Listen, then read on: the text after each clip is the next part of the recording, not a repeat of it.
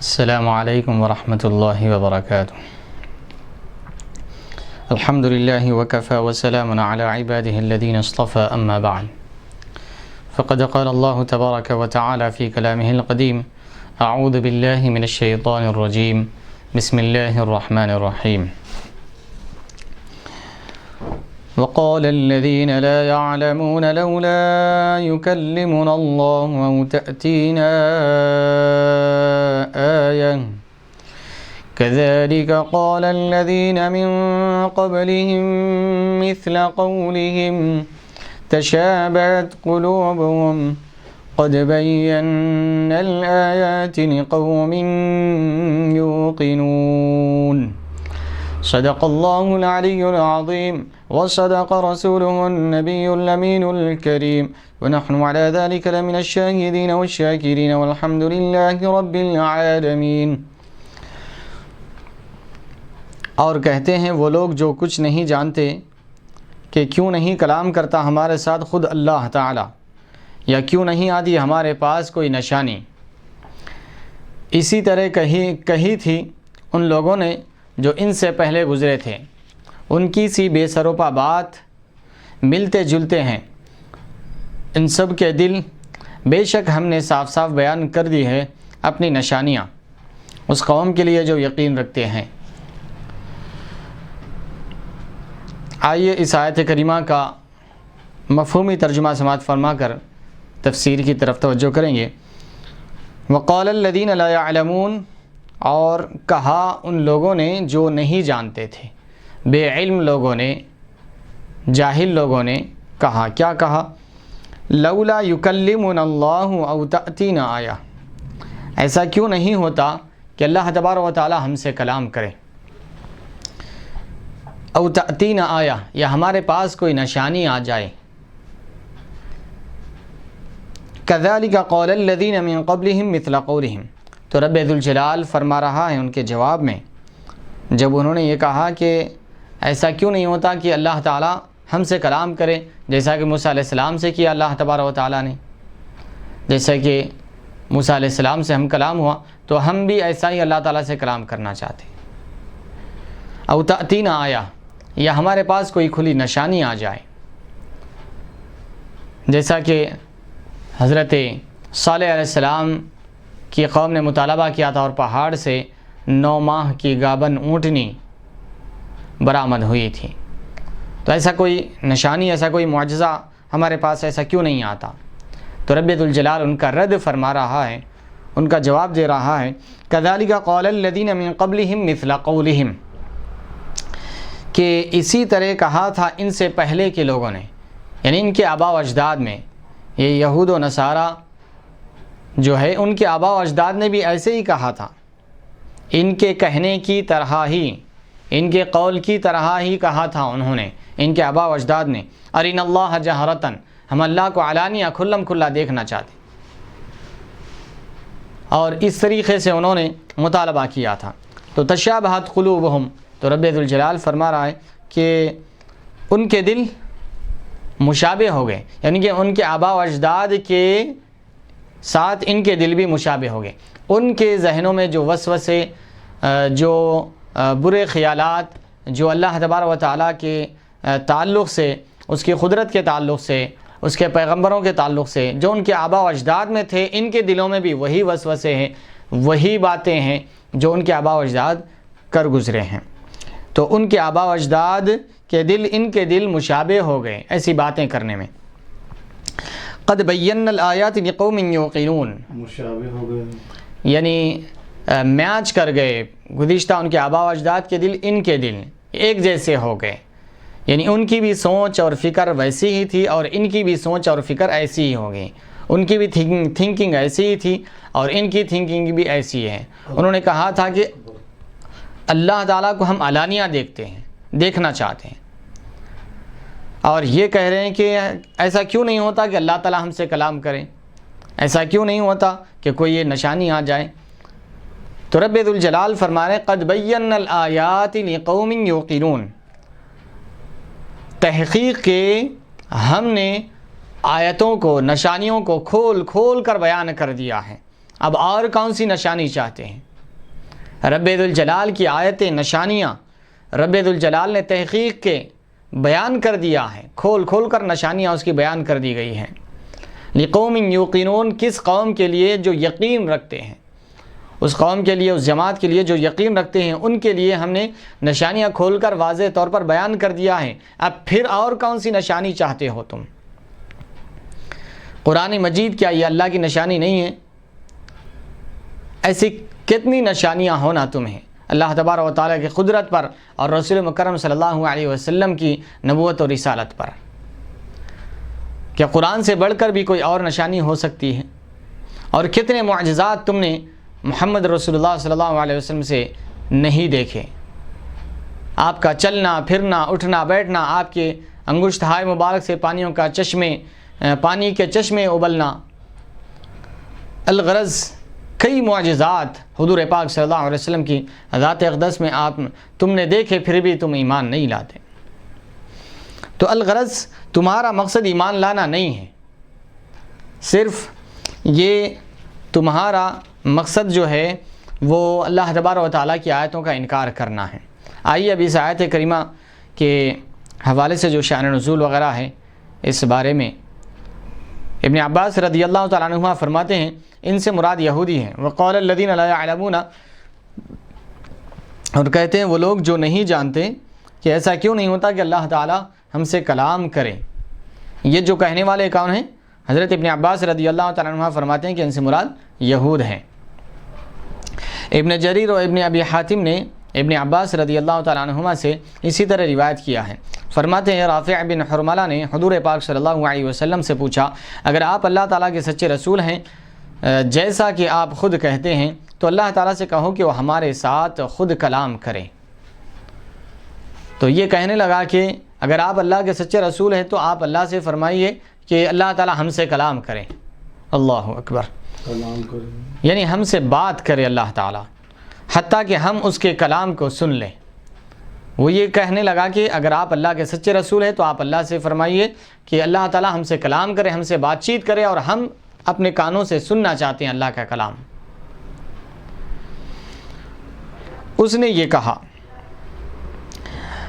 ایک دوسری تفسیر پھر فرما رہے ہیں، مجاہد کہتے ہیں کہ ان سے مراد نصارہ ہے، یعنی یہ کہنے والے نصارہ ہیں جو لولا یکلمنا اللہ او تأتینا آیہ جو کہنے والے ہیں، یہ نصارہ ہیں۔ ان دونوں فریقوں سے علم کی نفی ان کے تجاہل کی بنا پر کی گئی ہے۔ اب یہاں پر وقال الذین لا یعلمون فرمایا اللہ تعالیٰ، جبکہ یہ لوگ تو اہل کتاب تھے، کتاب کا علم تھا ان کے پاس، یہود کے پاس تورات کا علم تھا، نصارہ کے پاس انجیل کا علم تھا، پھر انہیں لا علم اور جاہل کیوں کہا گیا، بے علم کیوں کہا گیا؟ تو فرما رہے ہیں ان دونوں فریق سے علم کی نفی ان کے تجاہل کی بنا پر کی گئی ہے، یعنی جانتے بوجھتے بھی انہوں نے جہالت کو ظاہر کیا۔ یعنی اللہ تبارک و تعالیٰ سے ہم کلام ہونا یہ ہر عام خاص کے لیے مناسب نہیں ہے، اور ہر عام خاص کے لیے اس کی اجازت نہیں ہے۔ موسیٰ علیہ السلام یہ ان کی شان، ان کی رفعت کے مطابق اللہ تبارک و تعالیٰ ان سے ہم کلام ہوتا تھا۔ پیغمبروں سے بھی، کئی پیغمبروں سے اللہ تعالیٰ نے ایسا ہم کلام نہیں ہوا جیسا موسیٰ علیہ السلام سے اللہ تبارک و تعالیٰ ہم کلام ہوا۔ یہ پیغمبروں کی، موسیٰ علیہ السلام کی شان ہے کہ رب ذوالجلال پیغمبر سے کوہ طور پر ہم کلام ہوتا تھا۔ تو تم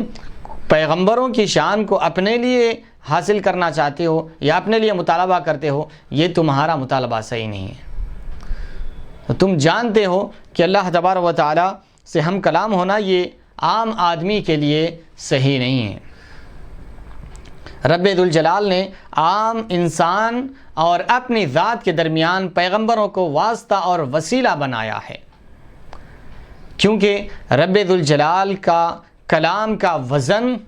تم سنبھال نہیں سکتے، تم میں اتنی سکت اور قوت و طاقت نہیں ہے۔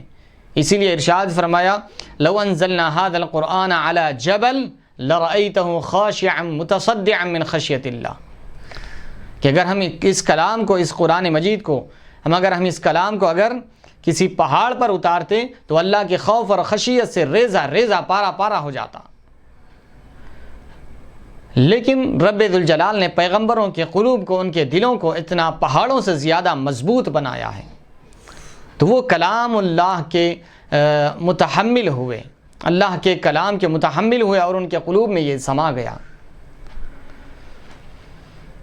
تو یہ سب جانتے بوجھتے پھر اللہ تبارک و تعالیٰ سے ہم کلام ہونے کا مطالبہ کرنا، یہ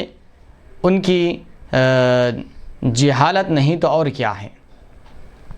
تو فرمایا علم کی نفی ان کے تجاہل کی بنا پر کی گئی ہے۔ قتادہ فرماتے ہیں ان بے علموں سے مراد مشرکین عرب میں سے امی اور ان پڑھ لوگ ہیں، اور ایک تفسیر فرما رہے ہیں کہ یہ وقال الذین لا یعلمون سے مراد فرما رہے ہیں کہ یہ مشرکین عرب میں سے جو بے علم ہے، جو پڑھے لکھے لوگ نہیں ہیں، وہ مراد ہے فرما رہے ہیں۔ تو الغرض اس کی 3 تفسیریں ہوئی کہ ایک وقال الذین لا یعلمون سے مراد ایک تفسیر ابن عباس رضی اللہ تعالیٰ عنہ فرماتے ہیں کہ یہود ہے، اور مجاہد فرماتے ہیں کہ نصارہ ہے اس سے مراد، اور قتادہ فرماتے ہیں کہ ان بے علموں سے مراد مشرکین عرب میں جو ان پڑھ تھے، جو پڑھے لکھے نہیں تھے، وہ لوگ مراد ہیں۔ انہوں نے کہا کہ ہم اللہ تعالیٰ سے ہم کلام ہونا چاہتے ہیں، بات کرنا چاہتے ہیں۔ لولا بمعنی حلا، لولا یکلمنا اللہ جو ہے یہ حلا کے معنی میں ہے، یعنی ایسا کیوں نہیں ہوتا۔ اسی طرح قرآن حکیم میں ہر جگہ حلا کے معنی میں استعمال ہوا ہے، یعنی لولا جہاں پر بھی قرآن مجید میں آیا ہے وہ حلا کے معنی میں، ایسا کیوں نہیں ہوتا، یعنی کیوں نہیں ایسا ہوتا، تو یہ معنی میں استعمال ہوا جہاں پر بھی لولا آیا ہے۔ لیکن کچھ مقامات پر اس سے استثناء ہے، کچھ مقامات پر اس سے مستثنیٰ ہے، یعنی وہاں پر لولا حلا کے معنی میں استعمال نہیں ہوا، دوسرے معنی میں استعمال ہوا۔ اس کو بھی صاحب تفسیر فرما رہے ہیں کہ اسی طرح قرآن حکیم میں ہر جگہ حلا کے معنی میں استعمال ہوا ہے، لیکن فلولا انہ کان من المسبحین میں اس معنی میں استعمال نہیں ہوا، یعنی سورہ صافات میں جو ہے فلولا انه كان من المسبحين للبث في بطنه الى يوم يبعثون فنبذناه بالعراء وهو سقيم، یہ جو ہے فلولا انه كان من المسبحين جو یہاں پر فلولا جو آیا ہے یہاں پر حلا کے معنی میں نہیں ہے بلکہ فلو لم یکن کے معنی میں ہے، یہ کے معنی میں ہے، یعنی اگر وہ ایسا نہ کرتے، یعنی تسبیح کرنے والوں میں سے نہ ہوتے، اللہ تعالیٰ کی پاکی بیان کرنے والوں میں سے نہ ہوتے، تو پھر وہ قیامت تک مچھلی کے پیٹ میں ہی رہتے۔ فلولا انہ کان من المسبحین للبث فی بطنہ الی یوم یبعثون، تو وہ ضرور بھی ضرور اگر وہ تسبیح کرنے والے، اللہ کی پاکیزگی بیان کرنے والے نہ ہوتے تو پھر وہ اس کے پیٹ میں، یعنی مچھلی کے پیٹ میں قیامت تک مچھلی کے پیٹ میں ہی موجود رہتے اگر وہ تسبیح کرنے والے نہ ہوتے۔ تو یہاں پر جو لولا ہے وہ فلو لم یکن کے معنی میں ہے، حلا کے معنی میں نہیں ہے، یعنی جیسے وہ ملائکہ سے کلام کرتا ہے، یعنی اللہ تعالیٰ جیسا ملائکہ سے کلام کرتا ہے اور موسیٰ علیہ السلام سے کلام کیا تھا، ہم سے ایسے خود کلام کیوں نہیں کرتا، یعنی اللہ تعالیٰ جیسا ملائکہ سے کلام کرتا ہے، موسیٰ علیہ السلام سے کلام کیا ہے، تو پھر ہم سے کلام کیوں نہیں کرتا۔ بس رسول کی تو ضرورت ہی نہیں ہے، یعنی جب اللہ تعالیٰ خود کلام ہم سے کر لے تو پھر رسول کی تو ضرورت ہی نہیں ہے بیچ میں۔ تو یہ ان کا کہنا تھا، یا ایک اور ایک تفسیر یہ بیان کی جا رہی ہے، یہ معنی کہ اللہ تعالیٰ ہم سے یہ کیوں نہیں فرماتا کہ تم اس کے رسول ہو، یعنی اللہ تعالیٰ حضور پاک صلی اللہ علیہ وسلم کی رسالت کی گواہی خود ان لوگوں سے کہے کہ یہ اللہ کے رسول ہیں، یہ ایسا کیوں نہیں کرتا اللہ تعالیٰ، ایسا کلام کیوں نہیں فرماتا، یا کیوں نہیں کوئی ایسی نشانی آتی ہمارے پاس جو تمہاری سچائی پر حجت ہو، یعنی اور ایک تفسیر یہ بیان کر رہے ہیں کہ ایسا کیوں نہیں ہوتا کہ آپ کی رسالت کی گواہی اللہ تعالیٰ ہم سے کلام کر دے، یا کوئی نشانی ہمارے پاس آئے جو آپ کی سچائی، آپ کی رسالت پر حجت اور دلیل ہو۔ پہلی بات تو لولا یکلمنا اللہ انہوں نے تکبراً کہی تھی، یعنی غرور و تکبر اور گھمنڈ میں کہا، انہوں نے پراؤڈ میں کہا، اور دوسری آیتن او تأتینا آیتن، عناد اور استحانت کی وجہ سے ان آیات کا انکار کرنے کے لیے کہیں. لولا یکلمنا اللہ او تأتینا آیہ، یہ جو بات ہے پہلی بات، لولا یکلمنا اللہ، ایسا کیوں نہیں ہوتا کہ اللہ تعالی ہم سے کلام کر کے آپ کی رسالت کی گواہی دے دے، یا کوئی ہمارے پاس دلیل اور حجت کے طور پر نشانی آ جائے. تو صاحب تفسیر فرما رہے ہیں کہ یہ جو پہلی بات کہی تھی لولا یکلمنا اللہ، اللہ تعالیٰ ہم سے کلام کیوں نہیں کرتا، یہ انہوں نے غرور اور تکبر اور گھمنڈ میں کہا. اور او تأتینا آیا جو ہے یہ انہوں نے استہزاءً کہا، استحانت کے طور پر کہا، یعنی اس کا مذاق اڑانے کے لیے اور اس کو کمتر بتانے کے لیے یہ بات کہی جو آپ صلی اللہ علیہ وسلم ان کے پاس لے کر آئے تھے. یعنی قرآن مجید جو اللہ تعالیٰ کے احکامات، اللہ تعالیٰ کی آیتیں، اللہ تعالیٰ کی جو کلام ہیں وہ سب لے کر آئے، لیکن پھر بھی اس کے باوجود اللہ سے کلام کرنا چاہتے ہیں، اللہ کی نشانی کا مطالبہ کرتے ہیں، جبکہ اللہ تعالیٰ نے پورا قرآن ان کے لیے نشانی کے طور پر اتارا ہے. اور فرمایا کہ اگر تمہیں اس سے، اگر یہ اللہ کا کلام ہونے میں تمہیں اگر شک ہے تو پھر ایسا کلام لاؤ، یہ خود اللہ تعالیٰ کی نشانی ہے. اگر تم یہ سمجھتے ہو کہ یہ اللہ کے رسول نہیں ہے، یہ خود کی طرف سے کلام گھڑ کے اپنی طرف سے بنا کر پیش کر رہے ہیں، تم کو اس بات کا یقین نہیں ہے کہ یہ اللہ تعالیٰ ان پر کلام نازل فرما رہا ہے، اپنی وحی نازل فرما رہا ہے، تو پھر تم اس جیسا کلام لاؤ. پورا عرب مل کر نہیں لا سکا ایسا کلام، ایسا قرآن نہیں لا سکے، ایسے 10 سورے نہیں لا سکے، ایک سورت نہیں لا سکے، ایک آیت نہیں لا سکے ایسی. پھر اس سے بڑھ کر نشانی اور کیا چاہیے تمہیں؟ یہ صرف یعنی قرآن مجید کے مقام مرتبے کو کم کرنے کے لیے، اس کی اہانت کے لیے اور اپنے غرور و تکبر کو اظہار کرنے کے لیے انہوں نے یہ باتیں کہیں. ان کا ایمان لانا مقصد نہیں تھا کہ اگر اللہ تعالیٰ ان سے کلام کرے تو ایمان لا لے، یا کوئی نشانی آ جائے تو ایمان لا لے. جبکہ اللہ تبارک و تعالیٰ ارشاد فرمائے قد بینا الآیات لقوم یوقنون، تحقیق کہ ہم نے نشانیوں کو، ہم نے آیات کو اس قوم کے لیے کھول کر بیان کر دیا، واضح طور پر بیان کر دیا. کس کے لیے؟ لقوم یوقنون، جو یقین رکھتے ہیں، ان لوگوں کے لیے ہم نے آیتوں کو کھول کر بیان کر دیا. اب انہیں یقین ہی نہیں ہے اللہ کی آیتوں پر، تو اب کون کیا کرے گا؟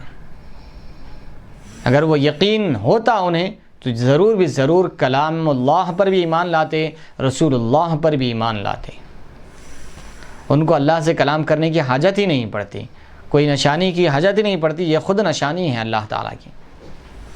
قرآن مجید سے بڑھ کر اور کون سی نشانی ہو سکتی؟ كذلك قال الذين من قبلهم مثل قولهم،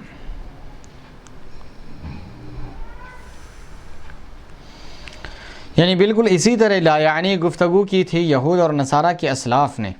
ان کے قول کے مثل، یعنی ان کے جیسے اقوال تھے، ان کی جیسی باتیں تھیں، ان کی بھی ایسی ہی باتیں ہیں. ان کے اسلاف نے، ان کے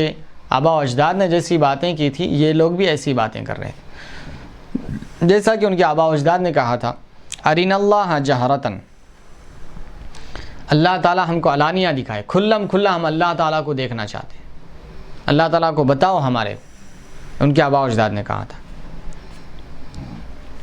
اور کیا کہا ان کے آبا و اجداد نے؟ هل يستطيع ربك ان ينزل علينا مائدة من السماء،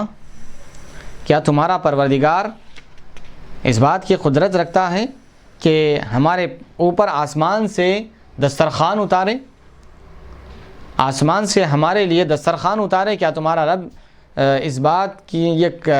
استطاعت رکھتا ہے، یہ کر سکتا ہے تمہارا رب؟ یہ کہا تھا. ارے رب ذوالجلال وہ قادر مطلق ہے، وہ کیا نہیں کر سکتا؟ کیا اس نے آسمان سے تمہارے لیے دسترخوان نہیں اتارا، لیکن بے وجہ کے باتیں، لا یعنی گفتگو جس کا کوئی فائدہ کوئی حاصل نہیں، بے جا مطالبات، یہ ان کا شیوا، ان کے آبا و اجداد کا بھی شیوا یہی تھا، اور اب آج یہ لوگ بھی ایسے ہی کر رہے ہیں حبیب آپ کے ساتھ. تو ان کے دل مشابہ ہو گئے.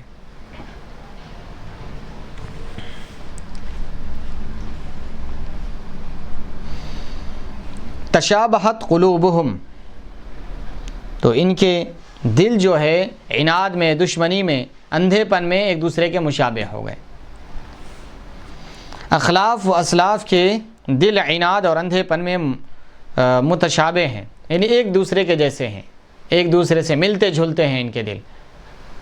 ان کے مطالبات بھی ایسے ہی تھے، ان کے باتیں بھی ایسی ہی تھیں، اور ان کے باتیں بھی ایسی ہیں، ان کے مطالبات بھی ایسے ہی ہیں۔ تو اخلاف و اسلاف کے دل عناد اور اندھے پن میں متشابہ ہیں۔ ہم نے صاف صاف بیان کر دی ہے اپنی نشانیاں ان لوگوں کے لیے جو اس چیز کا یقین طلب کرتے ہیں۔ یعنی اللہ تعالیٰ واضح طور پر ساری نشانیاں بیان کر دیا، اب کوئی چیز ڈھکی چھپی نہیں ہے۔ اللہ کی وحدانیت کے تعلق سے، رسول کی رسالت کے تعلق سے ساری چیزیں واضح ہو چکی ہے، ہم نے ساری چیزیں کھول کھول کر بیان کر دیا ہے۔ جو اس چیز کا یقین رکھتے ہیں ان لوگوں کے لیے، جو یقین نہیں رکھتا اس کو فائدہ حاصل نہیں ہوتا۔ جو اللہ تعالیٰ کے نزدیک حق ہے وہ سب چیزیں ہم نے بیان کر دیا۔ اللہ تعالیٰ نے یہاں یقین والوں کو خاص فرمایا ہے، کیونکہ آیات کا فائدہ صرف انہی کو حاصل ہوتا ہے، نہ کہ ان لوگوں کو جو سرکشی اور عناد کی بنا پر جھگڑا کرتے ہیں۔ تو لقوم یوقنون اللہ تعالیٰ کیوں فرمایا ہے؟ تو صاحب تفسیر حضرت قاضی ثناء اللہ پانی پتی رحمۃ اللہ علیہ فرما رہے ہیں کہ لقوم یوقنون کے ساتھ قوم کی صفت لانے میں حکمت یہ ہے کہ قرآن مجید یقیناً یہ سب کے لیے ہدایت ہے، ہر ایک کے لیے اللہ تعالیٰ آیتیں کھول کھول کر بیان فرماتا ہے، لیکن یہاں پر یقین والے لوگوں کی تخصیص کی گئی ہے، ان کی صفت لائی گئی ہے۔ تو اس کا فائدہ یہ ہے کہ اس سے استفادہ جو کرتے ہیں، فائدہ جو اٹھاتے ہیں ان آیات سے، اس قرآن مجید سے، وہ یقین کرنے والے فائدہ اٹھاتے ہیں۔ عناد رکھنے والے، دشمنی رکھنے والے اور سرکشی والے اور آنکھوں پر تعصب کی پٹی باندھنے والے کبھی بھی اس قرآن مجید سے فائدہ نہیں اٹھاتے۔ اس قرآن مجید سے وہ فائدہ نہیں اٹھا سکتے۔ اگر اس قرآن مجید کو اگر تعصب کی پٹی کے ساتھ پڑھا جائے، اگر عناد کے ساتھ پڑھا جائے، سرکشی اور عداوت کے ساتھ پڑھا جائے، تو اس سے کبھی انہیں فائدہ نہیں ہوگا، اس سے الٹا نقصان ہی ہوگا، کیونکہ رب ذوالجلال کا فرمان ہے یضل بہ کثیرا ویہدی بہ کثیرا۔ یہ کلام مجید ایسا ہے اس سے بہت سارے لوگ ہدایت بھی پاتے ہیں، بہت سارے لوگ گمراہ بھی ہوتے ہیں۔ تو اچھی فکر، اچھی سوچ اور یقین کے ساتھ اگر کوئی اس کو پڑھتا ہے تو ضرور بھی ضرور اس سے فائدہ اٹھاتا ہے۔ اسی لیے فرمایا کہ یقین والوں کے لیے ہم نے آیتیں کھول کر بیان کر دی ہے۔ یہ یقین والے اس سے فائدہ کرتے ہیں، اس لیے ان کا ذکر کیا گیا۔ بے یقین اس سے فائدہ زیادہ نہیں کرتے، اس لیے ان کا ذکر یہاں پر نہیں ہے۔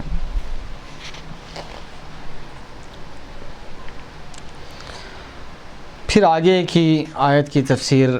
ملاحظہ فرمائیں۔ بسم اللہ الرحمن الرحیم۔ إِنَّا أَرْسَلْنَاكَ بِالْحَقِّ بَشِيرًا وَنَذِيرًا وَلَا تُسْأَلُ عَنْ أَصْحَابِ الْجَحِيمِ صدق اللہ العلی العظیم وصدق رسوله النبی الامین الکریم ونحن على ذلك لمن الشاہدین والشاکرین والحمد للہ رب العالمین۔ اب رب ذوالجلال نے حضور پاک صلی اللہ علیہ وسلم کی رسالت کی گواہی کا بیان فرما رہا ہے۔ اب تک ان کا یہ اعتراض تھا کہ اللہ تعالیٰ ہم سے کلام کیوں نہیں کرتا، کوئی معجزہ، کوئی نشانی کیوں نہیں بھیجتا، تو رب ذوالجلال نے ان کا رد فرما دیا۔ اب رب ذوالجلال حضور پاک صلی اللہ علیہ وسلم کی رسالت کی گواہی کا بیان فرما رہا ہے۔ بے شک ہم نے بھیجا ہے آپ کو، یہ حبیب حق کے ساتھ رحمت کی خوشخبری دینے والا اور عذاب سے ڈرانے والا، اور آپ سے باز پرس نہ ہوگی ان دوزخیوں کے متعلق۔ تو رب ذوالجلال فرمایا انا ارسلناک بالحق بشیرا ونذیرا ولا تسأل عن اصحاب الجحیم۔ اے حبیب مکرم، ہم نے آپ کو حق کے ساتھ رسول بنا کر بھیجا ہے۔ انا ارسلناک، بے شک ہم نے رسول بنا کر بھیجا ہے آپ کو، بالحق، حق کے ساتھ، بشیرن، خوشخبری دینے والا اللہ تعالیٰ کی رحمت کی، نذیرن، اور ڈرانے والا اللہ کے عذاب سے، ولا تسأل عن اصحاب الجحیم۔ اے حبیب مکرم، آپ سے سوال نہیں ہوگا، آپ کو نہیں پوچھا جائے گا دوزخیوں کے بارے میں۔ دوزخیوں کے بارے میں آپ سے سوال نہیں ہوگا یہ لوگ دوزخ میں کیوں گئے، کیونکہ آپ کی جو ذمہ داری ہے ان علیک الا البلاغ،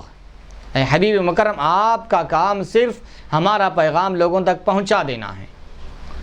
اب چاہے تو وہ اسے قبول کرے چاہے تو قبول نہ کرے، ان کے اوپر ہے۔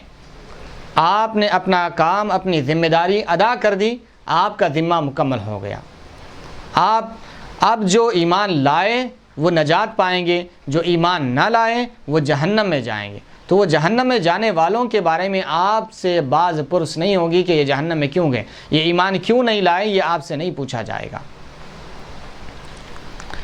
کیونکہ آپ نے تو اپنی ذمہ داری پوری کر دی۔ اب یہ ایمان نہ لانے کی وجہ سے اب یہ بھگتے گئے، اب یہ سزا کاٹیں گے۔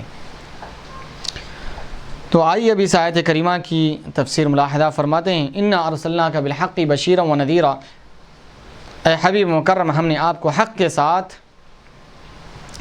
ڈرانے والا اور خوشخبری دینے والا بنا کر بھیجا، اور آپ کو دوزخیوں کے بارے میں نہیں پوچھا جائے گا۔ ہم نے آپ کو حق کی تائید کے ساتھ بھیجا، یعنی آپ کو بیار و مددگار نہیں چھوڑا، بالحق کی حق کی تائید کے ساتھ بھیجا ہم نے آپ کے ساتھ حق ہے، آپ کے ساتھ اللہ ہے، آپ کا حامی و مددگار اللہ تبارک و تعالی ہے۔ آپ بے فکر رہیے، آپ بے فکر کام کریے، آپ کی تائید اللہ تبارک و تعالی فرما رہا ہے۔ ابن عباس رضی اللہ تعالیٰ عنہ فرماتے ہیں حق سے مراد قرآن مجید ہے۔ تو ابن عباس رضی اللہ تعالیٰ عنہ فرما رہے ہیں کہ انا ارسلناک بالحق جو ہے یہ حق سے مراد قرآن مجید ہے فرما رہے ہیں۔ اللہ تعالیٰ کا ارشاد ہے فقد کذبوا بالحق لما جاءہم، کہ تحقیق کہ انہوں نے حق کو جھٹلا دیا جب ان کے پاس وہ آیا۔ تو اس آیت کریمہ میں حق سے مراد قرآن مجید ہے،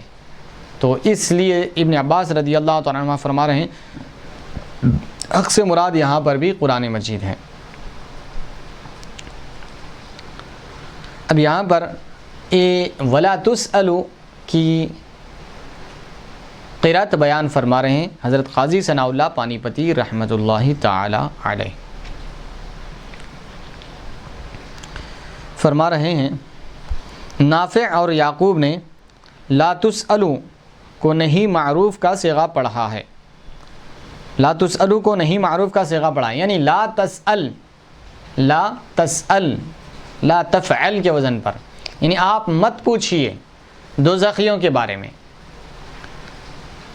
لا تسأل، آپ مت پوچھئے دوزخیوں کے بارے میں، یعنی ان کو کیسا سخت عذاب دیا جائے گا، ان کے عذاب کی ہولناکیاں اتنی خطرناک اور اتنی زیادہ ہوگی کہ آپ اس بارے میں مت پوچھئے، آپ کہ دوزخیوں کے بارے میں مت پوچھئے۔ جو آپ کی نبوت اور رسالت کا انکار کر دے، جو اللہ کی نازل کردہ کتاب کا انکار کر دے، تو وہ تو یقیناً دوزخ میں جائیں گے، ان کو جو عذابات ہوں گے وہاں پر ان کے بارے میں آپ سوال مت کریے۔ تو یہ ان کے عذاب کی شدت اور سختی کو بتانا مقصود ہے کہ آپ ان کے بارے میں دوزخیوں کے بارے میں سوال مت کریے کہ ان کا کیا حال ہوگا، مت پوچھیے آپ ان کے بارے میں۔ تو لا تسأل بھی پڑھا گیا ہے، اس کو حضرت نافع اور یعقوب نے اس کو لا تسأل پڑھا ہے، اور باقی قرآن نفی مجہول کا صیغہ پڑھا ہے، یعنی لا تسألوا پڑھا ہے، یعنی آپ سے نہیں پوچھا جائے گا دوزخیوں کے بارے میں۔ عن اصحاب الجحیم، عن اصحاب الجحیم، دوزخیوں کے بارے میں۔ اب جحیم کی تفسیر فرما رہے ہیں حضرت قاضی ثناء اللہ پانی پتی رحمۃ اللہ تعالی علیہ۔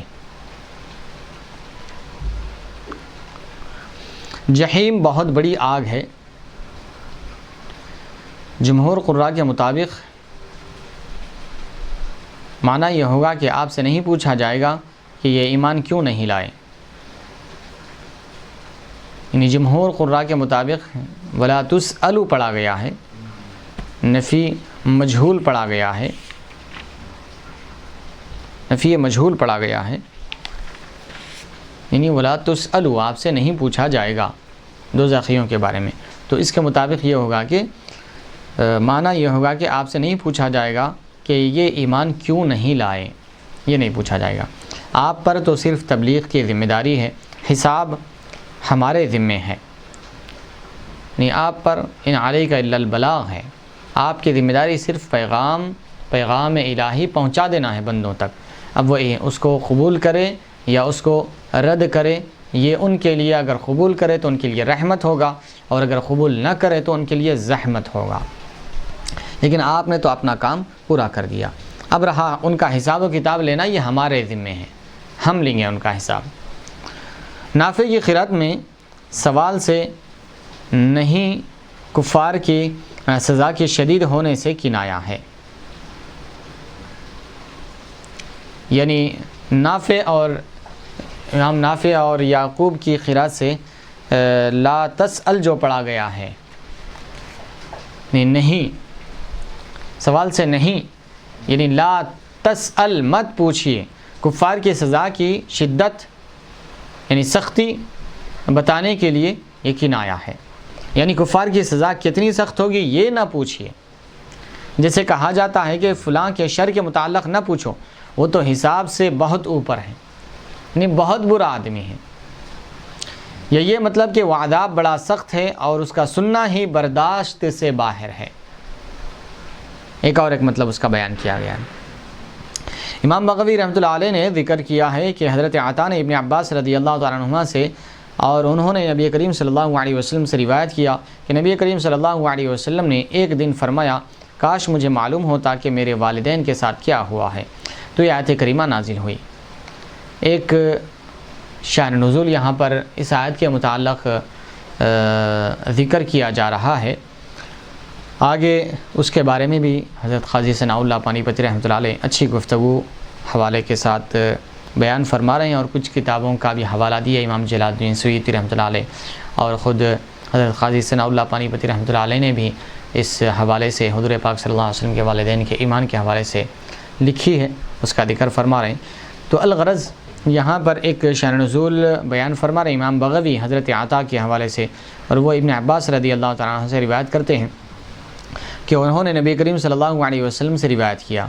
کہ حضور پاک صلی اللہ علیہ وسلم نے ایک دن فرمایا، کاش مجھے معلوم ہوتا کہ میرے والدین کے ساتھ کیا ہوا ہے۔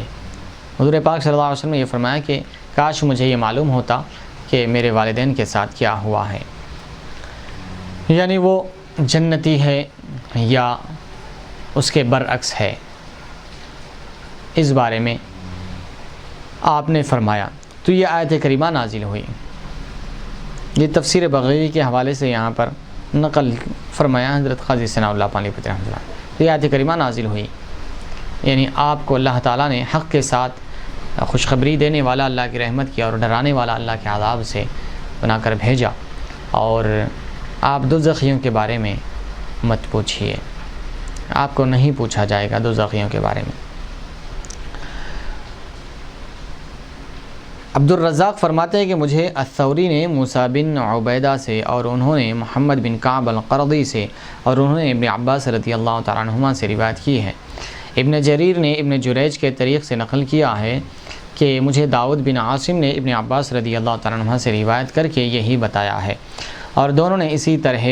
شان نزول بیان کیا ہے، لیکن میرے نزدیک یہ پسندیدہ نہیں ہے اور نہ یہ قوی ہے۔ تو یہ آیت کا شان نزول حوالے کے ساتھ ابھی صاحب تفسیر بیان فرما رہے تھے۔ اب رہی حضرت قاضی ثناء اللہ پانی پتی رحمۃ اللہ علیہ فرما رہے ہیں کہ یہ اس آیت کا شان نزول ماننا یہ میرے پاس درست نہیں ہے، یہ پسندیدہ نہیں ہے اور یہ قوی بھی نہیں ہے۔ ہاں یہ ہے لیکن یہ اتنا قوی نہیں ہے، یہ اس آیت کا شان نزول بنا ہے یہ معاملہ، تو یہ میرے نزدیک پسندیدہ نہیں ہے اور نہ یہ قوی ہے، یعنی سند اور صحت کے اعتبار سے اتنا قوی نہیں ہے یہ کہنا کہ یہ آیت کریمہ اس شان نزول اس واقعے سے متعلق ہے۔ اس کے بعد فرمانا اگر یہ صحیح بھی ہو تو یہ ابن عباس رضی اللہ تعالیٰ عنہما کا گمان ہوگا، یعنی ابن عباس رضی اللہ تعالیٰ عنہما کا یہ ان کا گمان ہے، یہ ان کا ظن ہے، یہ حقیقت نہیں ہے، کیونکہ اگر یہ تسلیم کیا بھی جائے کہ آپ صلی اللہ علیہ وسلم نے ایسا فرمایا تھا کہ میرے والدین کے ساتھ کیا ہوا، کاش مجھے علم ہوتا اور اس وقت یہ آیت نازل ہوئی ہوتی، تو پھر بھی اس میں یہ کوئی دلیل نہیں ہے کہ اصحاب جحیم سے مراد آپ صلی اللہ علیہ وسلم کے والدین کریمین ہیں۔ برتقدیر تسلیم بھی یہ آیت آپ صلی اللہ علیہ وسلم کے والدین کے کفر پر دلالت نہیں کرتی، کیونکہ مومن کبھی اپنے بعد گناہوں کے ارتکاب کی وجہ سے اصحاب جحیم میں سے ہوتا ہے، لیکن کسی شافع کی شفاعت کی وجہ سے اس کی مغفرت ہو جاتی ہے، یا اس کے علاوہ کسی وجہ سے اس کی بخشش ہو جاتی ہے۔ اب یہاں پر حضرت قاضی ثناء اللہ پانی پتی رحمۃ اللہ علیہ اس شان نزول کو بیان جو کیا گیا ہے اس کا ایک علمی جواب دے رہے ہیں کہ ایک وجہ تو یہ فرما رہے ہیں کہ اگر یہ مان بھی لیا جائے، پہلے تو فرما رہے ہیں کہ یہ ابن عباس رضی اللہ تعالیٰ عنہ کا گمان ہے کہ یہ حضور پاک صلی اللہ علیہ وسلم کے والدین کے بارے میں یہ آیت نازل ہوئی، اور دوسرا یہ فرما رہے ہیں کہ اگر یہ مان بھی لیا جائے کہ حضور پاک صلی اللہ علیہ وسلم کے والدین کے بارے میں اگر یہ آیت نازل ہوئی، اگر یہ مان بھی لیا جائے تو اس سے حضور پاک صلی اللہ علیہ وسلم کے والدین ہی مراد ہونا صحیح نہیں ہے، ایک چیز۔ اور ایک دوسری چیز، اگر حضور پاک صلی اللہ علیہ وسلم کے والدین ہی اگر مان لیا جائے تب بھی یہ ضروری نہیں ہے کہ وہ دوزخی ہمیشہ کے دوزخی ہو، کیونکہ والدین کی کفر پر دلالت نہیں کرتی، کیونکہ اگر یہ مان لیا جائے تو یہ والدین کے کفر پر دلالت نہیں کرتا۔ کیوں؟ اس لیے کہ بعض مومنین بھی دوزخ میں جائیں گے اپنے گناہوں کی وجہ سے، اپنے کچھ گناہوں کے سبب وہ دوزخ میں جائیں گے اپنے گناہوں کی سزا پا کر، یا پیغمبروں کی شفاعت کے ذریعے، یا اللہ تبارک و تعالیٰ کی رحمت کے ذریعے، یا اولیاء اکرام کی، حفاظ کی اور شہداء کی، حجاج کی، ان کی شفاعت کے ذریعے، یا اپنے گناہوں کی سزا بھگتنے کے بعد، یا اللہ کی رحمت سے وہ دوزخ سے نکال لیے جائیں گے۔ لیکن اس سے یہ کہنا کہ حضور پاک صلی اللہ علیہ وسلم کے والدین کے کفر پر دلالت کرنا یہ صحیح نہیں ہے، فرما رہے ہیں حضرت قاضی ثناء اللہ پانی پتی رحمۃ اللہ علیہ۔ کیونکہ مومن کبھی اپنے گناہوں کے ارتکاب کی وجہ سے اصحاب جحیم میں سے ہوتا ہے، لیکن کسی شافع کی شفاعت کی وجہ سے اس کی مغفرت ہو جاتی ہے، یا اس کے علاوہ کسی وجہ سے اس کی بخشش ہو جاتی ہے، یا لکھا ہوا اپنی مدت کو پہنچ جاتا ہے، یعنی جتنی سزا تھی وہ مدت پوری ہو گئی، پھر وہ بخشا جاتا ہے، پھر اس کی مغفرت ہو جاتی ہے۔ آپ صلی اللہ علیہ وسلم سے اب یہاں پر دوسری اس پہلو کا ایک دوسرا حصہ حضرت قاضی ثناء اللہ پانی پتی رحمۃ اللہ علیہ، امام بخاری نے جو حدیث مبارک حضور پاک صلی اللہ علیہ وسلم کے والدین اور آباء و اجداد کے حوالے سے نقل کیا ہے، اس کو یہاں پر بطور دلیل کے لا رہے ہیں، اور جو یہ استدلال کرتے ہیں کہ والدین کے حضور پاک صلی اللہ علیہ وسلم کے والدین کے کفر پر استدلال کرتے ہیں، ان کا رد کرنے کے لیے، ان کا جواب دینے کے لیے لا رہے ہیں۔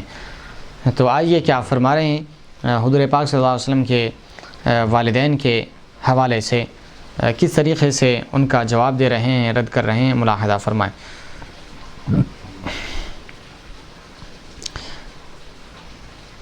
آپ صلی اللہ علیہ وسلم سے، یعنی حضور پاک صلی اللہ علیہ وسلم سے صحت کے ساتھ مروی، یعنی صحیح حدیث روایت ہے کہ آپ صلی اللہ علیہ وسلم نے فرمایا، مجھے اولاد آدم کے سب قرنوں میں بہترین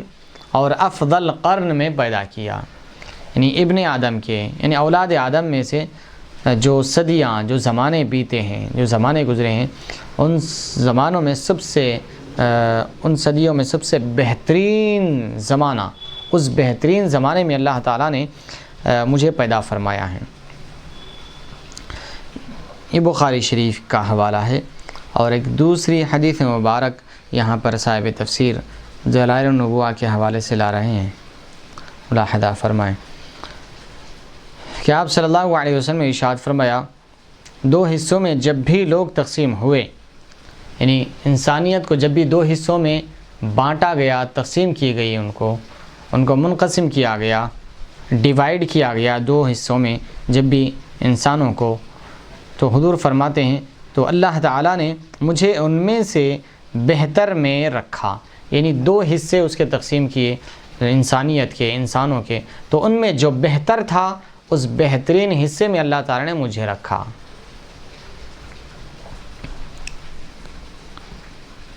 پس میں اپنے والدین کے ہاں پیدا ہوا، یعنی جب بھی انسانوں کی تقسیم ہوئی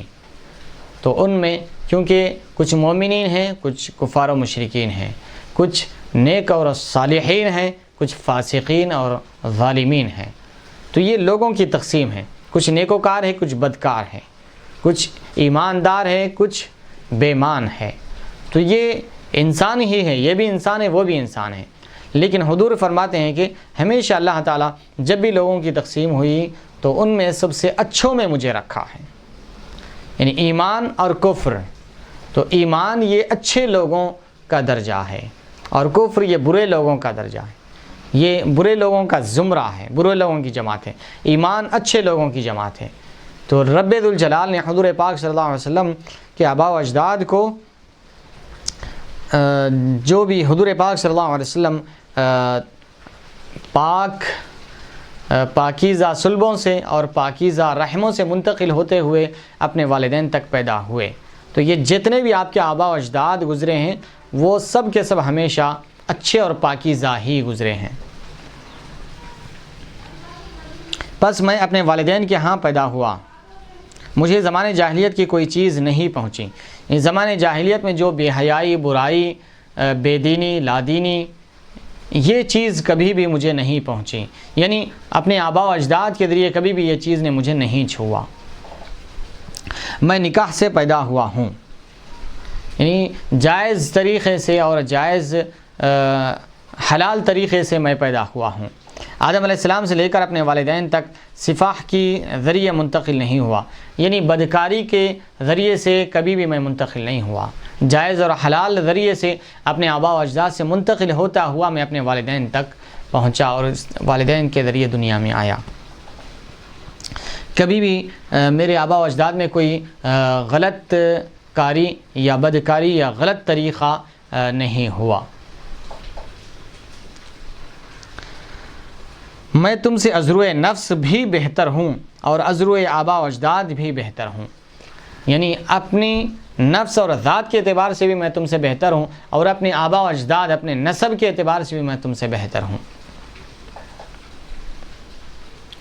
امام بیہقی نے دلائل النبوہ میں حضرت انس رضی اللہ تعالیٰ عنہ کی حدیث اور ابو نعیم نے دلائل النبوہ میں ابن عباس رضی اللہ تعالیٰ عنہ کی حدیث اسی طرح نقل کی ہے۔ اب یہاں پر یہ بطور دلیل کے دو احادیث مبارکہ یہاں پر حضرت قاضی ثناء اللہ پانی پتی رحمۃ اللہ علیہ نے حضور کے والدین کے اور آباء و اجداد کے حوالے سے ذکر فرمایا ہے کہ حضور پاک صلی اللہ علیہ وسلم کبھی بھی ان کے والدین اچھے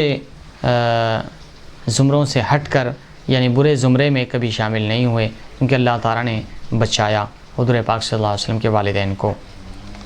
ہمیشہ اچھے زمروں میں رکھا، اچھے لوگوں میں رکھا، یہاں تک کہ حضور پاک صلی اللہ علیہ وسلم دنیا میں مبعوث ہوئے۔ یہ دو حدیثیں بطور استدلال کے، بطور دلیل کے نقل کرنے کے بعد حضرت قاضی ثناء اللہ پانی پتی رحمۃ اللہ علیہ یہاں پر اور طویل گفتگو کرنے کے بجائے یہاں پر کچھ اس حوالے سے جو رسالے لکھے گئے ہیں، حضرت امام جلال الدین سیوطی رحمۃ اللہ علیہ نے حضور پاک صلی اللہ علیہ وسلم کے والدین کے ایمان کے حوالے سے ایک رسالہ لکھا ہے، اس کا ذکر فرمایا، اور خود حضرت قاضی ثناء اللہ پانی پتی رحمۃ اللہ علیہ نے بھی اس حوالے سے حضور پاک صلی اللہ علیہ وسلم کے ایمان کے حوالے سے رسالہ لکھا ہے۔ تو فرما رہے ہیں حضرت امام جلال الدین سیوطی رحمۃ اللہ علیہ نے نبی کریم صلی اللہ علیہ وسلم کے آباء و اجداد کے اسلام کے ثبوت میں رسائل لکھے ہیں، یعنی چھوٹے چھوٹے رسالے لکھے ہیں، کئی رسائل لکھے ہیں۔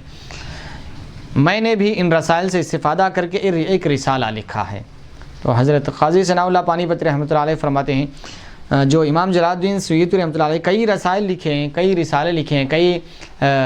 لٹریچر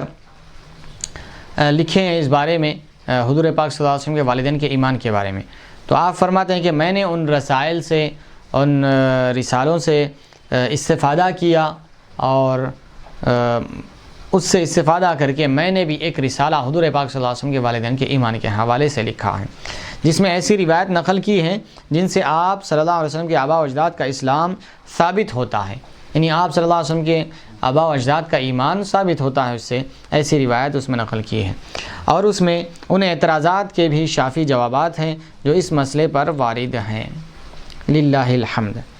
تو اس کے بعد فرما رہے ہیں کہ آپ نے جو رسالہ لکھا ہے اس میں جو اعتراضات اس پر ہو سکتے تھے ان اعتراضات کا شافی یعنی تشفی بخش جواب بھی دیا گیا ہے۔ صرف احادیث کے نقل کرنے پر اکتفا نہیں کیا گیا، روایات کے نقل پر اکتفا نہیں کیا گیا، بلکہ جو مخالفین کی طرف سے حضور پاک صلی اللہ علیہ وسلم کے والدین کے ایمان کے حوالے سے جو اعتراضات ہوتے ہیں ان اعتراضات کا تشفی بخش، تسلی بخش جوابات بھی دیے گئے ہیں۔ اس کے بعد فرماتے ہیں للہ الحمد، اللہ ہی کے لیے تمام تعریفیں ہیں۔ اس کے بعد آگے کی تفسیر ملاحظہ فرمائیں۔ بسم اللہ الرحمن الرحیم۔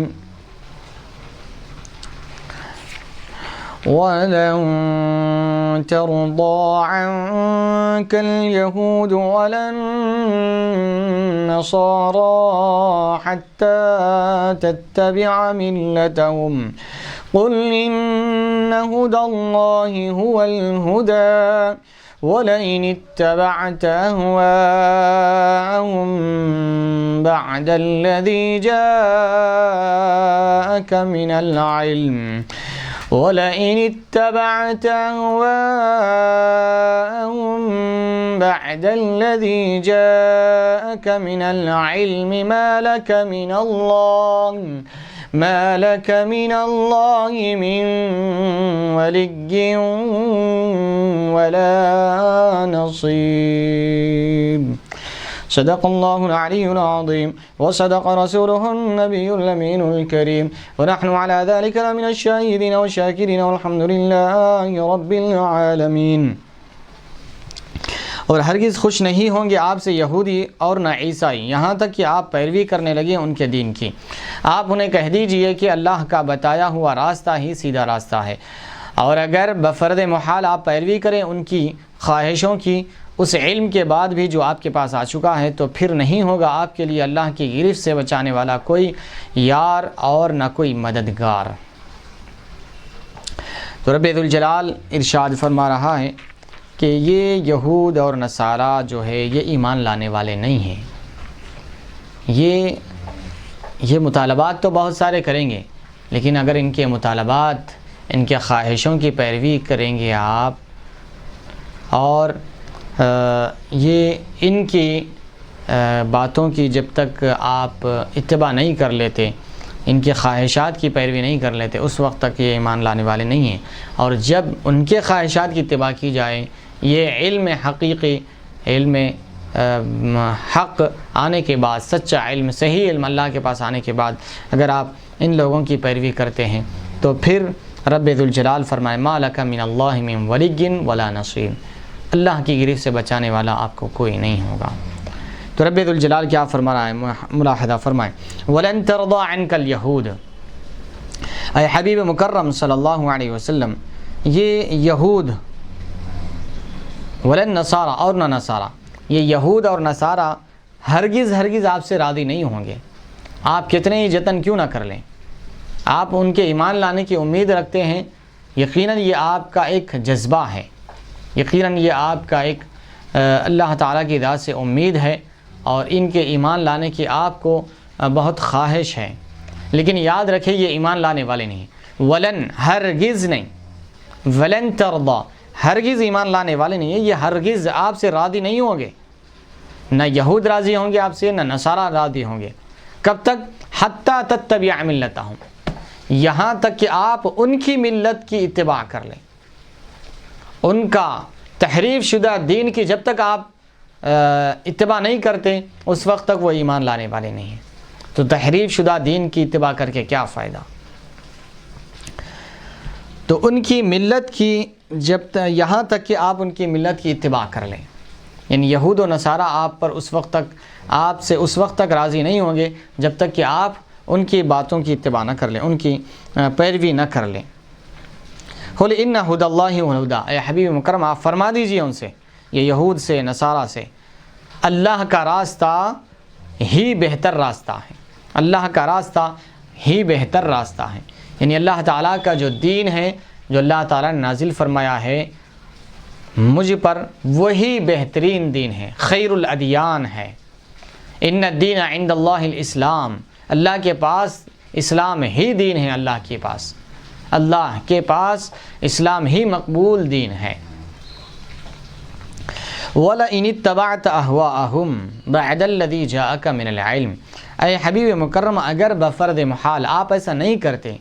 اگر ایسا بفرض محال آپ اگر کر لیں، ان کی خواہشات کی پیروی کر لیں، بعد الذی جاءک من العلم، آپ کے پاس علم یعنی وحی قرآن مجید اللہ تعالیٰ کی طرف سے یہ علم آنے کے بعد بھی اگر آپ بفرض محال ان کی اتباع کر لیتے ہیں تو ما لک من اللہ من ولی ولا نصیر، تو یاد رکھیں اللہ کی گرفت سے آپ کو بچانے والا کوئی نہیں ہے، نہ کوئی مددگار ہے، نہ کوئی دوست ہوگا آپ کو اللہ کی گرفت سے بچانے کے لیے۔ اللہ اکبر۔ اللہ تبارک و تعالی بڑا سخت جملے یہاں پر ارشاد فرما رہا ہے۔ آئیے اس کی تفسیر ملاحظہ فرمائیں۔ حتی تتبع ملتہم، ملت سے مراد فرما رہے ہیں کہ وہ طریق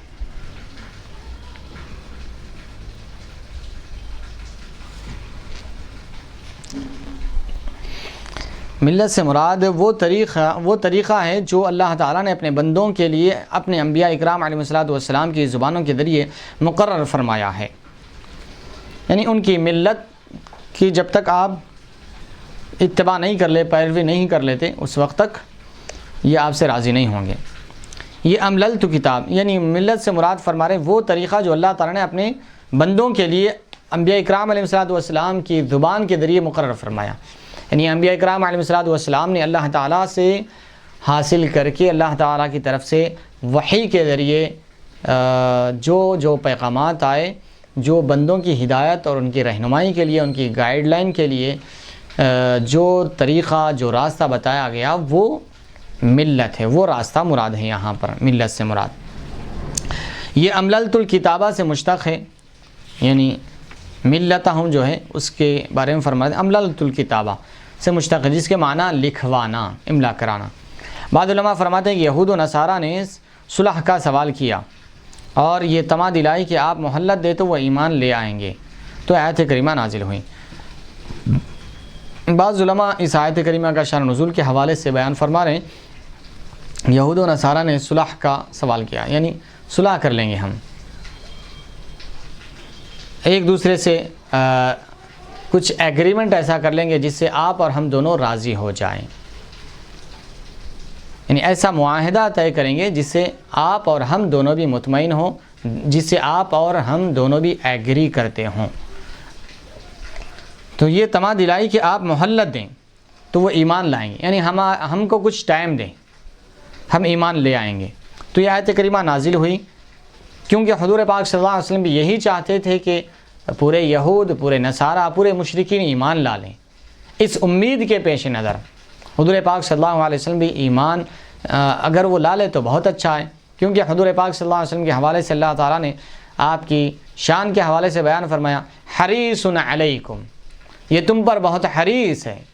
یہ تم پر بہت امید رکھتے ہیں کہ سب ایمان لا لیں گے، سب ایمان لا لیں گے، سب ایمان لا لیں گے۔ اسی لیے اللہ تعالیٰ نے ارشاد فرمایا طٰہٰ مَا أَنزَلْنَا عَلَيْكَ الْقُرْآنَ لِتَشْقَىٰ إِلَّا تَذْكِرَةً لِمَن يَخْشَىٰ۔ حبیب مکرم، ہم یہ قرآن آپ پر اس لیے نازل نہیں کرا، ہم نے یہ قرآن آپ پر اس لیے نازل نہیں کیا کہ آپ کو مصیبت میں ڈالیں، آپ کو تکلیف میں ڈالیں، آپ پر گراں کرنے کے لیے، آپ کو تکلیف دینے کے لیے نازل نہیں کیا۔ جس کو نصیحت حاصل کرنا ہے کرے، جس کو نہیں کرنا ہے نہ کرے، آپ خود اپنے اوپر بوجھ مت ڈال لیں۔ تو الغرض یہ ایک امید تھی، انہوں نے دلائی تھی ایک تما کہ آپ ہمیں کچھ ٹائم دیں، ہم ایمان لائیں گے۔ تو یہ آیت کریمہ نازل ہوئی کہ اے حبیب مکرم، یہ یہود، یہ نصارہ کبھی بھی آپ سے راضی نہیں ہوں گے جب تک کہ آپ ان کی ملت کی اتباع نہیں کر لیتے، یہ کبھی بھی ایمان لانے والے نہیں ہیں۔ یہ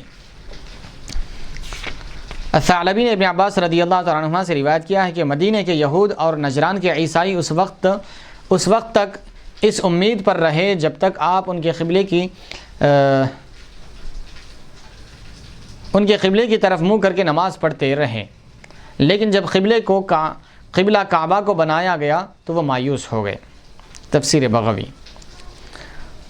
حضرت ثعلبی ابن عباس رضی اللہ تعالیٰ عنہما سے ایک اور یہاں پر اس حوالے سے بیان فرما رہے ہیں کہ مدینے کے یہود اور نجران کے عیسائی جو تھے وہ اس امید پر تھے کہ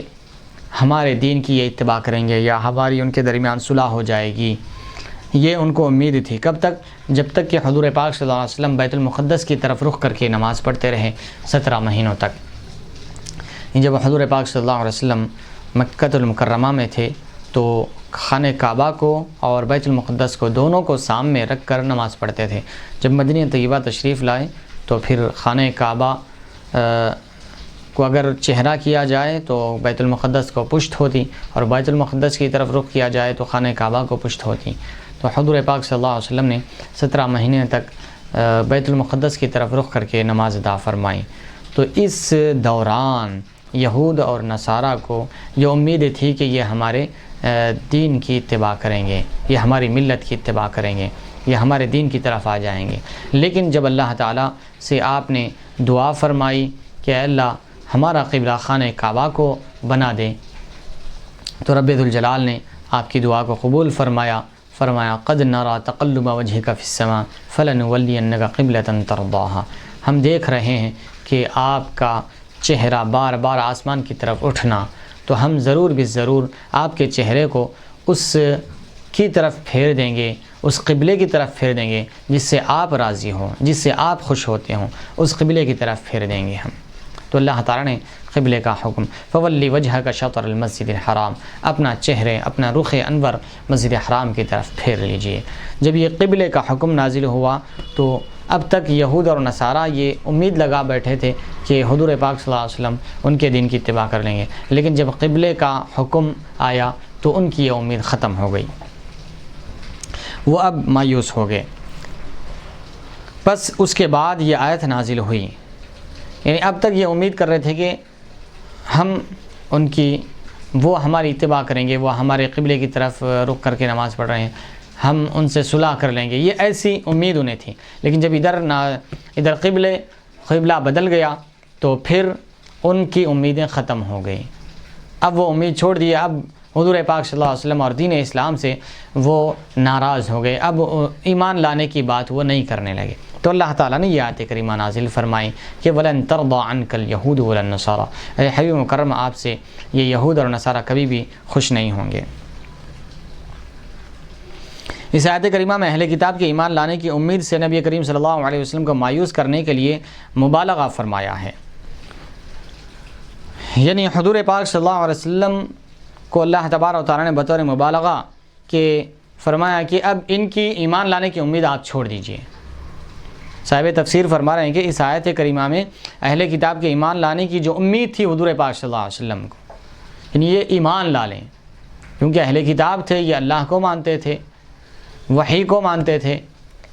پیغمبروں پر ایمان لاتے تھے، یہ خاتم النبیین ہے، سردار انبیاء ہے، ان پر بھی ایمان لا لیں گے، یہ امید تھی انہیں۔ یہ مشرکین یہ اللہ کی وحدانیت کے بھی قائل نہیں ہیں، یہ رسولوں کی رسالت کے بھی قائل نہیں ہیں، یہ آخرت کے جنت دوزخ کے بھی قائل نہیں ہیں، یہ بالکل گئے گزرے تھے، یہ کچھ تو جانتے تھے، کچھ تو بوجھتے تھے، یہ ایمان لانے کی کچھ امید تھی حضور پاک صلی اللہ علیہ وسلم کو۔ تو رب ذوالجلال نے اس آیت کریمہ میں مبالغہ کے طور پر فرمایا کہ حبیب اب ان سے ایمان لانے کی امید آپ چھوڑ دیجئے، اب ان سے ایمان کی امید رکھنا یہ مناسب نہیں ہے۔ اس لیے یہاں پر مبالغہ کے طور پر نبی کریم صلی اللہ علیہ وسلم کو مایوس کرنے کے لیے مبالغہ فرمایا، یعنی اب آپ ان کے ایمان کی امید چھوڑ دیجئے، اب ان کے ایمان کی امید نہیں رکھنا۔ پھر اس کے بعد مبالغہ کے طور پر یہ فرمایا کہ یعنی وہ ارادہ کرتے ہیں کہ آپ ان کے دین کی اتباع کریں، آپ نے تو کبھی ایسا کرنا نہیں ہے، یعنی آپ تو کبھی ایسا نہیں کریں گے ان کے دین کی اتباع، تو پھر یہ آپ کی کیسے اتباع کریں گے؟ وہ تو یہ چاہتے ہیں کہ آپ ان کے دین کی اتباع کریں، آپ تو کبھی بھی ایسا ہرگز نہیں کریں گے، آپ ان کے دین کی اتباع نہیں کریں گے تو پھر وہ آپ سے آپ کے دین کی اتباع کیسے کریں گے؟ کیونکہ وہ تو یہی چاہتے ہیں کہ آپ ان کے دین کی اتباع کریں تو وہ آپ کے دین کی اتباع کریں گے، لیکن آپ تو ان کے دین کی اتباع کبھی بھی نہیں کریں گے، تو پھر وہ آپ کے دین کی اتباع کہاں سے کریں گے؟ وہ تم پر ایمان لانے والے نہیں ہیں، آپ ان کے ایمان کی امید چھوڑ دیجئے۔ شاید انہوں نے اپنے دین کو ہدایت کا سرچشمہ کہا ہو، اس لیے اللہ تعالیٰ نے اپنے نبی مکرم صلی اللہ علیہ وسلم کو جواب کی تلقین فرماتے ہوئے فرمایا قل ان ھدی اللہ ھو الھدی، فرمایا، کیونکہ وہ یہ سمجھتے تھے کہ ہمارا دین ہی ہدایت کا سرچشمہ ہے، یعنی یہود اپنے دین کو ہدایت کا سرچشمہ کہتے ہیں، نصارہ اپنے دین کو ہدایت کا سرچشمہ کہتے ہیں۔ تو رب ذوالجلال نے فرمایا کہ قل ان ھدی اللہ ھو الھدی، اے حبیب آپ فرما دیجئے کہ اللہ کا راستہ ہی سب سے بہترین راستہ ہے، سب سے اچھا اور سب سے سیدھا، سب سے صحیح درست راستہ ہے۔ آپ کہہ دیجئے کہ حق دین اسلام ہے، نہ کہ وہ جس کی طرف تم بلا رہے ہو، یعنی دین اسلام ہی حق ہے، وہ دین حق نہیں ہے جس کی طرف تم بلا رہے ہو، کیونکہ اس میں تم نے تحریف کر دی، تبدیل کر دیا، اس کے احکامات کو بدل دیا، اللہ کے نازل کردہ احکامات میں رد و بدل کر دیا، اس لیے وہ تمہارا دین صحیح نہیں ہے۔ وَلَئِن اتَّبَعْتَ أَهْوَاءَهُمْ بَعْدَ الَّذِي جَاءَكَ مِنَ الْعِلْمِ مَا لَكَ مِنَ اللَّهِ مِنْ وَلِيٍّ وَلَا نَصِيرٍ۔ احوا ایسی رائے کو کہتے ہیں جو خواہش کے تابع ہو۔ ہوا جو ہے، ہوا فرما رہے ہیں، ہوا ایسی خواہش کو کہتے ہیں جو، ایسی رائے کو کہتے ہیں جو خواہش کے تابع ہو، یعنی اپنی نفس کی جو خواہش ہے اس کے جو تابع ہوتی ہے اس کو ہوا کہا جاتا ہے عربی میں۔ بعد الذی جاءک من العلم، بعد اس کے کہ آپ کے پاس علم آ چکا ہے، علم آنے کے بعد بھی اگر ان کی خواہشات کی آپ پیروی کرتے ہیں تو پھر آپ کو کوئی اللہ سے بچانے والا نہیں ہے، آپ کا کوئی مددگار نہیں ہے۔ تو علم سے مراد فرما رہے ہیں وحی ہے، یعنی وحی جو اللہ تعالیٰ اپنے فرشتوں کے ذریعے پیغمبروں کی طرف بھیجتا ہے وہ وحی مراد ہے، یا فرما رہے ہیں علم سے مراد دین ہے جس کی صحت معروف اور معلوم ہے، یعنی دین اسلام ہے، جو صحیح دین ہے، جو اللہ تعالیٰ کی طرف سے اپنے آخری دین اور سب سے بہترین اچھا دین ہے۔ یعنی بفرض محال اگر آپ پیروی کریں گے ان کے خواہشات کی تو تمہارا کوئی ایسا مددگار نہ ہوگا جو اللہ تعالیٰ کی گرفت سے تمہیں بچا لے۔ اللہ اکبر۔ تو رب ذوالجلال فرما رہا ہے کہ اگر بفرض محال آپ ایسی پیروی کر لیں گے، اگر ان کی پیروی کریں، آپ نہیں کرتے ایسی پیروی ان کی، کیونکہ حضور پاک صلی اللہ علیہ وسلم کبھی بھی غلط چیزوں کی پیروی نہیں کرتے۔ جب تبلیغ اسلام سے رکنے کے لیے ہی کفار و مشرکین نے دباؤ ڈالا اور وہ آپ کے چچا حضرت ابو طالب کے پاس آ کر یہ مطالبہ کرنے لگے کہ یہ تبلیغ اسلام سے رک جانے کا مطالبہ کیا، تو حضور پاک صلی اللہ علیہ وسلم نے ببانگ دہل فرما دیا، اے چچا جان چاہے آپ میری تائید کریں یا نہ کریں، اگرچہ کہ میرے ایک ہاتھ میں چاند اور ایک ہاتھ میں سورج بھی لا کر رکھ دیا جائے تو میں دین اسلام کی تبلیغ سے رکنے والا نہیں ہوں۔ تو حضور پاک صلی اللہ علیہ وسلم کو اپنا دین اتنا پسند تھا، اپنی جان سے زیادہ عزیز رکھتے تھے اپنے دین کو، دین اسلام کو حضور پاک صلی اللہ علیہ وسلم۔ تو کیسے حضور پاک صلی اللہ علیہ وسلم یہودیوں کی ملت کی اتباع کرتے، یہودیوں کی خواہشات کی اتباع کرتے؟ تو رب ذوالجلال فرما رہے ہیں اگر بفرض محال اگر آپ ایسا کریں گے تو پھر اللہ تعالیٰ کی گرفت سے آپ کو کوئی بچانے والا نہیں ہوگا، اللہ تعالیٰ کی گرفت سے آپ کو کوئی نہیں بچائے گا۔ تو یہ اہل ایمان کے لیے اس میں عبرت ہے، نصیحت ہے، حضور پاک صلی اللہ علیہ وسلم کی وساطت سے ساری ملت اسلامیہ کے لیے، سارے علماء کے لیے، سارے مشائخین کے لیے اس میں عبرت ہے، نصیحت ہے کہ اگر ہم بھی اپنے